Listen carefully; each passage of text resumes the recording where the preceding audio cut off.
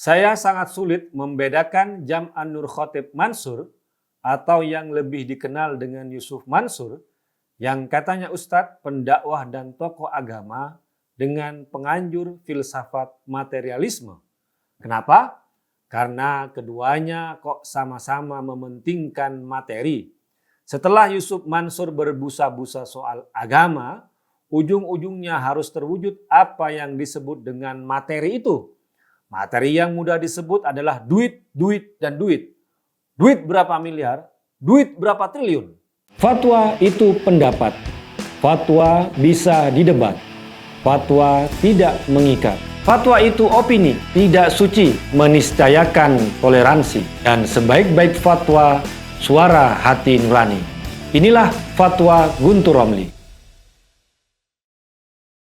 Assalamualaikum warahmatullahi wabarakatuh. Salam sejahtera untuk kita semua. Shalom, shalom aleichem, Om Swastiastu, Namo Buddhaya, Rahayu, Salam Nusantara.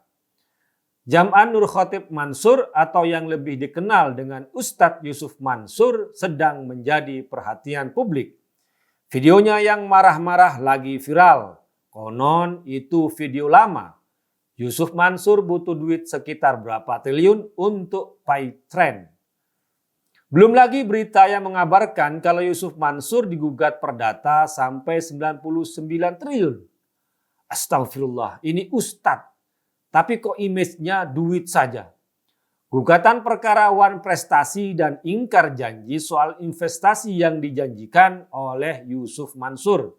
Yang bikin sedih juga, pesantren Yusuf Mansur Darul Quran juga disebut-sebut dalam gugatan. Kok bisa ya? Sosok yang katanya ustadz dan peduli dengan penghafal Al-Quran, tapi diseret dalam pusaran duit dengan gugatan dugaan ingkar janji, dugaan penipuan, dan lain-lain. Bagi saya, ini merupakan wujud nyata dari kekeliruan Yusuf Mansur dalam memahami ajaran Islam dengan logika filsafat materialisme. Filsafat materialisme adalah paham yang menyatakan bahwa hanya materi yang benar. Intinya, materi adalah segala-galanya. Materialisme juga menolak dualisme ruh dan materi. Tidak ada kegaiban dalam materialisme. Bagaimana dengan Yusuf Mansur? Yusuf Mansur tentu saja tidak menolak kehidupan ruh dan yang gaib, tapi yang ruh dan gaib harus diwujudkan dalam kenyataan saat ini, dalam bentuk materi saat ini.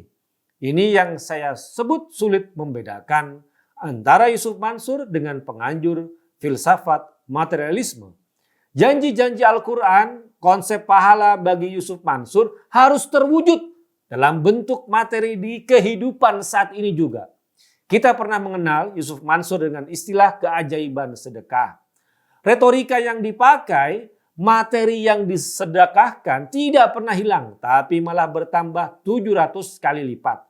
Misalnya, kalau ada yang nyumbang 1 juta rupiah, nantinya akan dapat 700 juta. Nyumbang 1 mobil akan dapat 700 mobil. Nyumbang 100 juta dapat 70 miliar. Siapa yang tidak tergiur? Doktrin Yusuf Mansur itu merupakan penafsiran yang salah terhadap ayat 261 surat Al-Baqarah. Atau ia bisa diduga menipu masyarakat dengan memakai ayat Al-Quran. Bunyi ayatnya begini. Mathalul ladzina yunfiquna amwalahum fi sabilillahi kamathali habbatin ambatat sab'a sanabila fi kulli sumbulatin mi'atu habbah wallahu yudha'ifu liman yasha wallahu wasi'un alim. Perumpamaan orang yang menginfakkan hartanya di jalan Allah seperti sebutir biji yang menumbuhkan 7 tangkai. Pada setiap tangkai ada 100 biji. Allah melipat gandakan bagi siapa yang dia kehendaki dan Allah maha luas, maha mengetahui. Al-Baqarah 261. 1 biji bisa menghasilkan 700 biji. Kemudian semua hal dalam bentuk sedekah dikiaskan dengan ayat tadi akan kembali 700 kali lipat. Bahkan ada cerita jemaah yang dipelorotin oleh Yusuf Mansur. Misalnya dari penuturan Arif, seorang IO yang kerap mengurusi acara yang konon disebut dai kondang di wilayah Bandung, Jawa Barat. Ada jemaah yang datang membawa mobil lalu pulangnya naik ojek. Usut punya usut, ternyata mobil tersebut disedekahkan di acara pengajian Yusuf Mansur itu. Alasannya beliau bersedekah karena ingin punya keturunan. Pulangnya pinjam uang 50.000 ke panitia buat ongkos pulang. Tapi sampai sekarang beliau belum juga punya keturunan, kata Arif. Arif sendiri pernah bersedekah sepeda motor karena berharap mobil, namun tidak kesampaian hingga saat ini. Tak hanya itu saja, kata Arif, sebagai I.O. dirinya mengaku tekor dari setiap acara pengajian akbar yang diisi oleh Yusuf Mansur. Karena dirinya tidak mendapat sponsor sehingga hanya berharap mendapat bagian dari uang yang dikumpulkan dari jemaah yang hadir untuk biaya penyelenggaraan acara. Pernah dulu saya sampaikan ke timnya adalah sedikit untuk biaya persiapan, bikin baliho, konsumsi dan lain-lain. Tapi tidak boleh jadi semua sedekah dibawa oleh Ustadz Yusuf Mansur, kata Arif. Kisah sedih tapi nyata dari Arif. Memang tak sedikit yang seperti terhipnotis oleh Yusuf Mansur soal keajaiban sedekah. Yang nyatanya bukan karena keikhlasan bersedekah, tapi karena berharap iming-iming balasan 700 kali lipat. Itu berdasarkan menyeret-nyeret Al-Quran dengan pemahaman yang salah.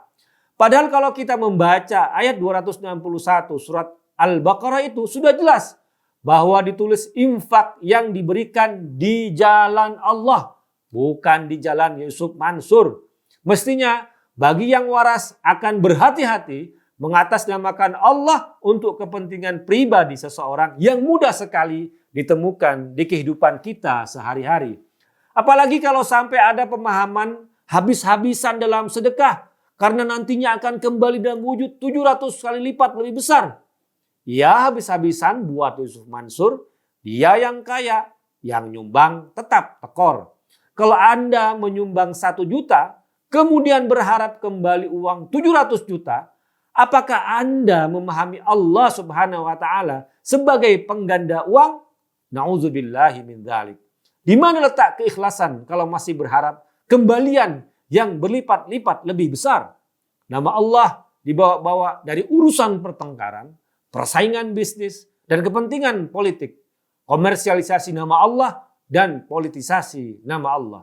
Kalaupun kita mengaji kitab-kitab tafsir Al-Quran terkait ayat 261 surat Al-Baqarah, itu tidak ada penafsiran materialis atau gaya matre dalam sedekah. Apalagi sampai muncul iming-iming dapat balasan 700 kali lipat karena merusak kemurnian beribadah dan keikhlasan pada Allah Subhanahu wa taala.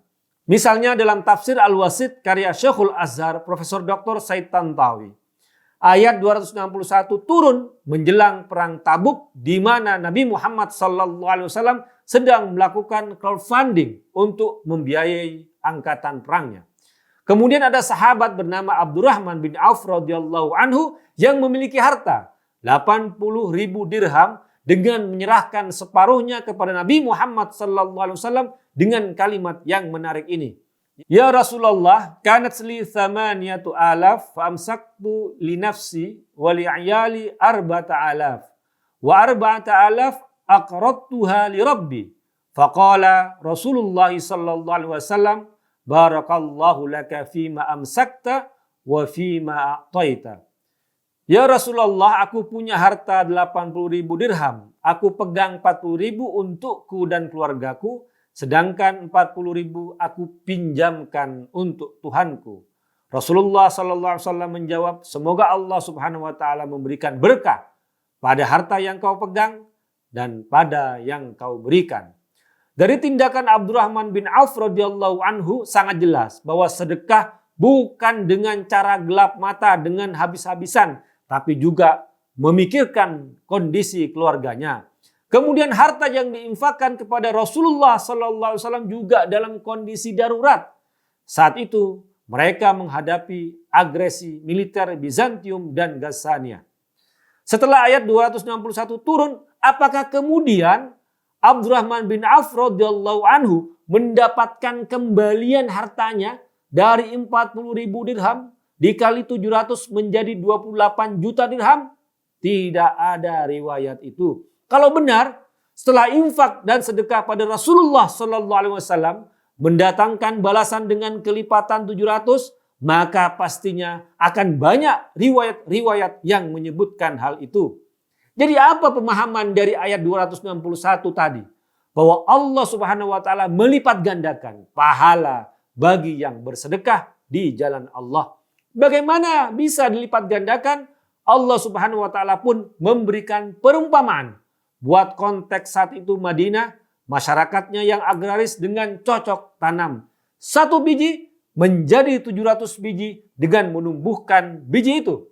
Kemudian kalau dalam perkataan Abdurrahman bin Auf radhiyallahu anhu, meminjamkan qard sebagai modal usaha yang nantinya keuntungannya dibagi. Ini perumpamaan yang cocok dengan orang Mekah yang pedagang. Abdurrahman bin Auf radhiyallahu anhu adalah orang Mekah. Dan perjumpaan model itu ada dalam ayat 245 surat Al-Baqarah. Itu adalah perumpamaan. Makanya ayat 261 dimulai dengan kata mathal, artinya perumpamaan. Perumpamaan itu gaya bahasa yang sangat kontekstual, bahasa perdagangan dan bagi hasil dalam Al-Quran untuk orang-orang Mekah yang pedagang. Sementara perumpamaan cocok tanam untuk orang Madinah yang agraris. Ini harus dipahami dari sisi gaya bahasa dan sastra Arab, bukan dengan doktrin filsafat materialisme, apalagi gaya hidup matre ala Yusuf Mansur. Hanya orang bodoh yang menganggap uang misalnya 1 juta yang diberikan kepada Yusuf Mansur seperti 1 butir gabah yang bisa menumbuhkan 700 biji gabah, kemudian berharap 700 juta. Karena tidak ada yang tahu apa yang diperbuat oleh Yusuf Mansur dengan uang itu. Jadi hati-hatilah dengan propaganda komersial yang bawa-bawa agama. Wassalamualaikum warahmatullahi wabarakatuh. Fatwa itu pendapat. Fatwa bisa didebat.